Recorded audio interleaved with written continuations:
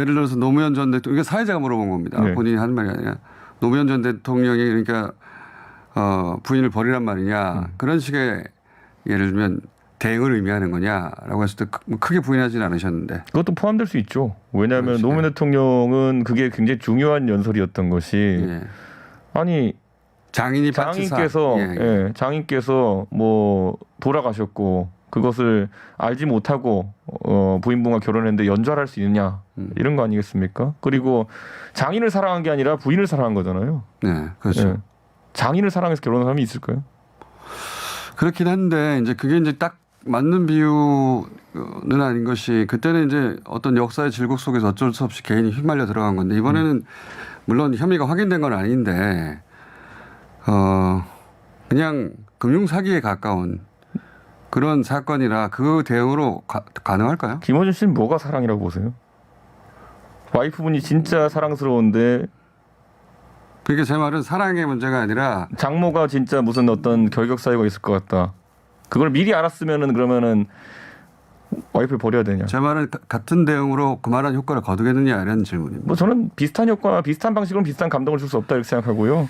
근데 그 상황에서 예를 들어 남자 김어준은 어떻게 선택하시겠습니까? 글쎄 전 대선 후보가 돼본 적이 없어서 그때 그냥 검사였는데. 그만한 대응 효과가 날까 하는 질문인데 예, 그건 이제 사랑의 문제로 치환해서 극복할 수 있을 것 같다. 그렇게 유치하게는 안 할 겁니다. 하지만 그런데 그 상황에서 어떤 선택할지는 뭐 공감을 살 수 있는 부분도 있을 거라 봅니다. 간단하게 이건 이제 시간이 많지는 않으시니까 윤석열, 안철수, 홍준표 후보를 각각 대선 후보로서 간단하게 평가하자면요. 이상한 거 시키지 마세요. 그거 하는 순간 그런 게 바로 불공정이고요. 저는 2030이 이준석한테 열광하는 게 아니라요. 그 서울시장 선거 이후에 자기들이 진짜 맨날 인터넷에서만 떠들던 이야기가 정치의 전면에 등장해가지고 그것이 정치인들의 논쟁의 대상이 되는 걸 보고 놀란 거예요. 그러니까 뭐 젠더 이슈도 포함하고요. 공정의 이슈 이런 것들이 야 정치권이 맨날 뭐 검찰 개혁인 이런 거 다루다가 이제 이런 거 다루네 하면서 저거 우리들 이야기 다 하면서 이제 우 몰려간 거거든요.